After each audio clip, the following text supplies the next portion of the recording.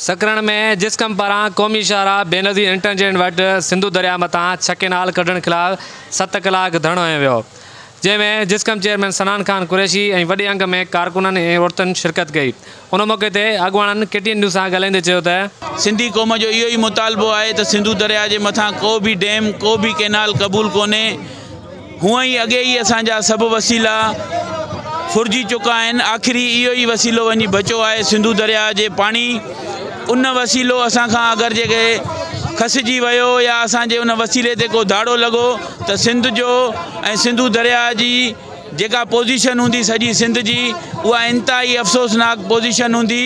उन जे करे सभिनी माण्हुनि खे सोचणो पवंदो, केरु कहिड़ी बि ॿोली ॻाल्हाए थो, केरु कहिड़े बि फ़िरक़े सां तालुक़ु रखे थो, सिंध जे मसइले ते, सिंधियत जे मसइले ते, हिन सिंधु दरिया जे मसइले ते, सिंध जे जियापे ते सभिनी खे गॾु थियणो पवंदो। जेकॾहिं इहो ऑर्डिनेंस वापसि न वरितो वियो ऐं जेको आहे इहो माना चोलिस्तान खे जे आहे केनाल न कढिया विया त जेको कॾहिं सिंधु दरिया जो पाणी बंदि नथा कनि त उनजे ख़िलाफ़ इहे सॼी सिंधी क़ौम सनान खान जी अॻुवाणी में शहीद बशीर खान सिपाही रोडनि रस्तनि ते हूंदासीं जेसीं ताईं जेको आहे माना ऑर्डिनेंस रद्द न कराईंदासीं। जो हुननि असां त 6 केनाल त छा पर हिकिड़ो जेको केनाल आहे, हिकिड़ी जेका नाली बि आहे हाणे हिन ते न ठहंदी। तव्हांजा इहे जेके बि ज़्यादतूं जेके बि ज़ुल्म आहिनि, तव्हां ईअं महसूसु कयो आहे त सिंधु तव्हांजो ॼण फतेह थियल इलाइक़ो आहे, कानूनी आहे त सिंधु दरिया सिंधियुनि जी मिल्कियत आहे। सिंधु दरिया तारीख़ी विरसो आहे असां सिंधी क़ौम जो। ख़ुदा जे तरफ़ खां ॾिनल आहे। पोइ कॾहिं पंजाबी डैम ठाहिनि था, कॾहिं कलाबाग डैम ठाहिनि था, कॾहिं थल केनाल ठाहे सिंधूअ खे सुकाइण जी कोशिशि था कनि।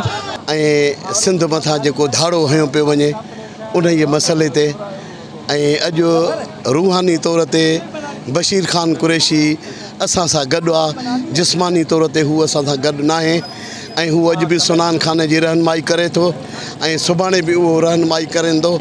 ऐं मूंखे यकीन आहे त साईं GM सैयद जो ॾिनल वाट जेकी आहे जिते बशीर खान अदम तशद्दुद वारी वाट वठी हलियो ऐं असां बि उहा वाट वठी अॼु सिंध जा जेके बि पंजाब ॾांहुं वेंदड़ रस्ता आहिनि उहे बंदि करे पंजाब खे इहो ॿुधायूं था त सिंध जो पाणी बंदि कयो जेको वियो आहे उनखे मुकमिल तौर ते असां रद्द था कयूं। 6 केनाल या केतिरा बि केनाल पंजाब पंहिंजा ठाहे थी सिंधु दरिया जे मथां, त इहो ॿुधायो त असांजी सिंध केतिरा एकड़ सुकंदी।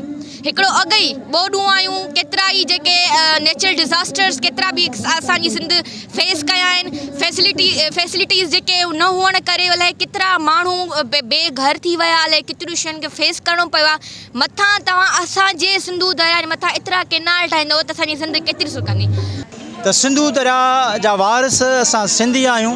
इहो आलमी कानून चवे थो, इहो मज़हबी उसूल चवे थो ऐं इंसानियत चवे थी त दरिया जा वारिस असीं सिंध वारा जेके पुछड़ी सां तालुक़ु रखूं था, दरिया जा वारिस असां सिंधी आहियूं। तंहिं करे सिंधु दरिया ते को बि डैम को बि केनाल क़बूल न आहे। कैमरामैन शोभान ख़ासकली सां गॾु महताब जमाली, KTN न्यूज़ सकरण।